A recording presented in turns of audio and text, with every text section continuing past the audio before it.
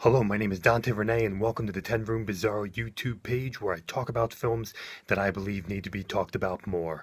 Like tonight's film, 1985's Blue Ice. This is 1985's Blue Ice, and this is put out by Vinegar Syndrome on Blu-ray and DVD. Here it is, folks, 1985's Blue Ice. This is the back of the DVD here. Try to avoid some glare. Get you some screenshots right there.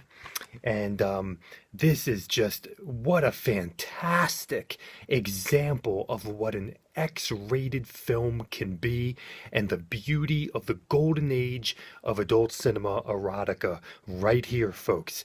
Get ready for this video, get ready for this movie, because if you want to see what an X-rated movie can be, and I know I've said that before and it's all true, and if you want to see just something dark, mysterious, fun, exciting, crazy story, the story is insane, it's weird, it's wild, it's of course sexy. Here it is, Blue Ice, 1985. Let's get into this movie right now, folks.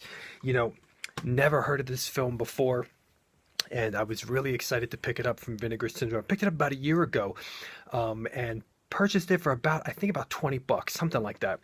I have some notes here, so you're going to see my eyes divert. Let's get into this movie. There's a lot. First off, I got to tell you, the music in this movie is unreal. It is unbelievable. There needs to be a vinyl soundtrack of this film. I know Vinegar Syndrome has put out some other vinyl soundtracks for Sex, World, and Sensual Encounters, but this is...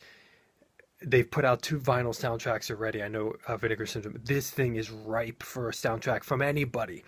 Amazing. We have dark synth 80s, almost video game jazz, if that makes any sense at all. Very, very thick on the 80s and elaborate. We have narration throughout the entire length of the movie in true detective style. First person lead character. If you can think of the film like Hollywood Chainsaw Hookers, where the detective is talking to the film, or you can think of the funny parts of Naked Gun, or it has that film noir detective vibe. We have in the storyline, we have Nazis, the master race, experiments, serums for sexual desire. And there's more. We also have synth rock in here, with just the music just thick on atmosphere and thick on mystery, as the story itself is filled with mystery.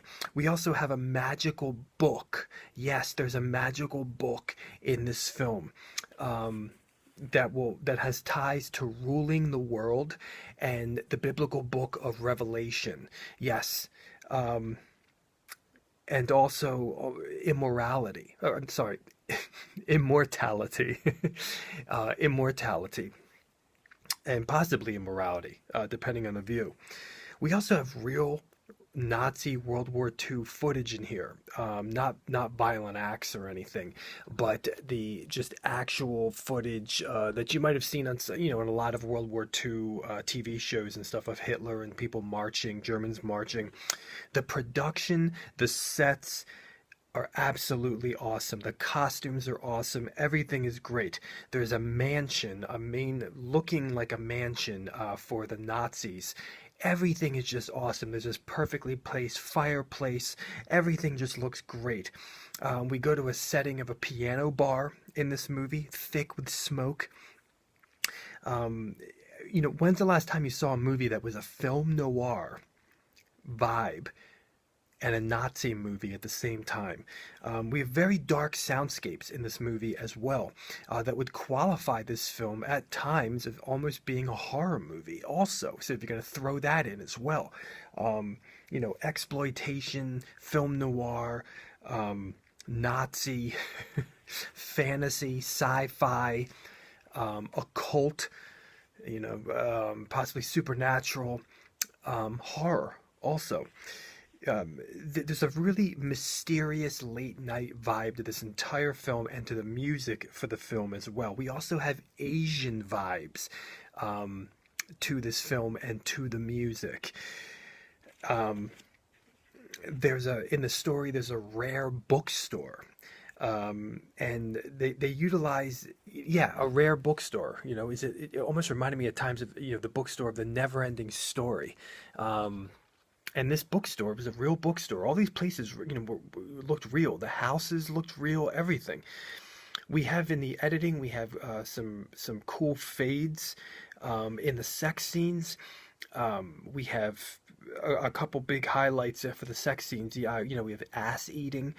We have lots of blowjobs in this film, and really excellent editing in the sex scenes. Really, really excellent. Just perfect lengths for the sex scenes. Everything. This is not an X-rated film where the sex scenes are very, very long. The main girl who's on the cover of this, and her name is Jacqueline Lyons, who I don't believe I've ever seen before or heard of. She is just fantastic to look at. Very sexually attractive, especially if you like the pale look. And just love, her body, her face, her eyes, her pale skin. Everything is just really alluring about her. We have this roommate situation, almost like a Three's Company, but with just two people, a guy and a girl, and they're roommates, and the one's a hooker, the girl's a hooker, and the other guy's a detective, who's the lead character in the film.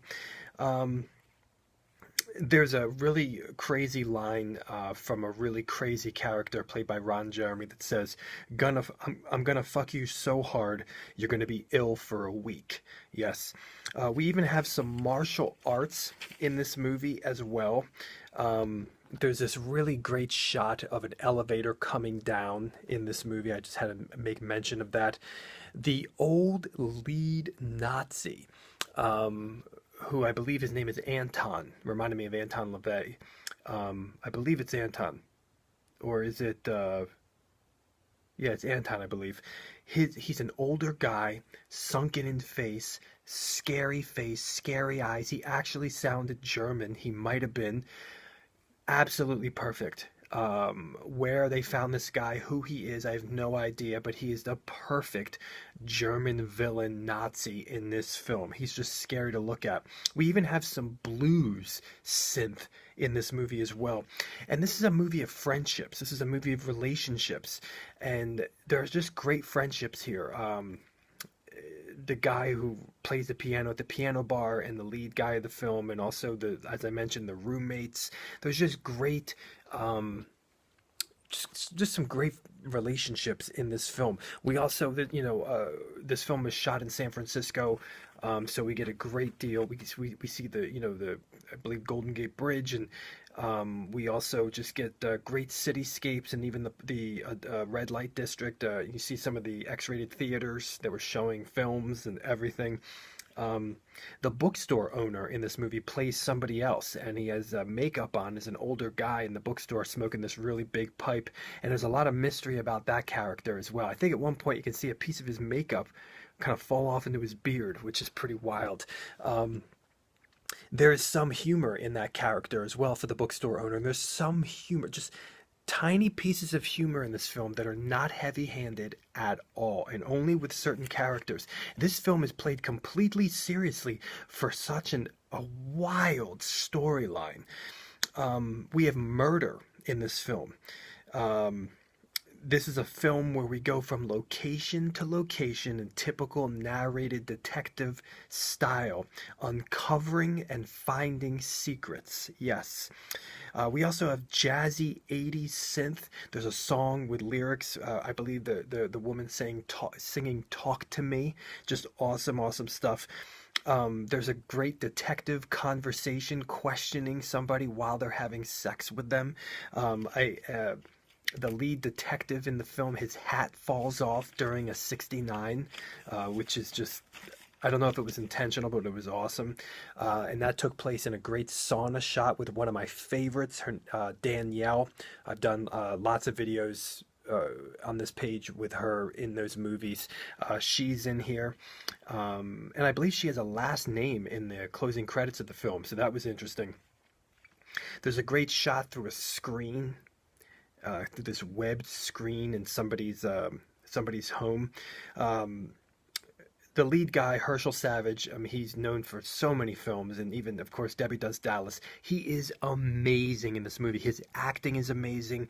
His facial expressions are amazing. And this film right here will definitely show you how people can act while they're having sex in an X-rated film, and how an X-rated film is acting. Blue Ice will show you that. Where are the lies? Where is the truth? It's all being uncovered. The secrets, the twists, the turns. There's torture in this movie. There's even an older woman Nazi who I've seen in other X-rated films, I believe, maybe with one with Carlos Tobalina directing, with huge boobs, older woman, and actually really sexy at the same time. We have some sci-fi sounds in this movie. We even have the rape of a man in this film. We have this wild room with Egyptian artwork on the walls, Egyptian real big pieces. There's emotional synth in this, musically emotional.